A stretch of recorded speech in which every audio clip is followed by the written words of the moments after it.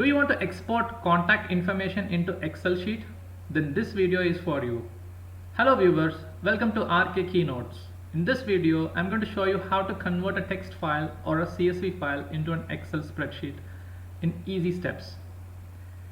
If you have not subscribed yet, do subscribe my channel to get more updates, and let's get into the video. Right here I have got two files. One is comma separated value file, that is CSV, and a text file. Now what I want to do is I want to copy paste this one into Excel sheet, and I want all these information into separate columns like roll number, name, department, and contact number. Let's do this. I'm going to copy this and I'm going to paste this one into Excel sheet, but it is not happening, right? All these information are in one single column. So how to fix this? You just go to data and go to get external data and select from text and select your CSV file. Alright, here leave this option as it is and you can preview here.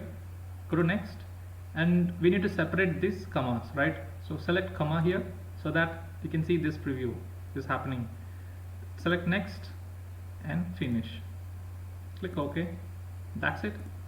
We got our data. Now it is easy to filter and work with this data. Hope you liked this video. Thanks for watching.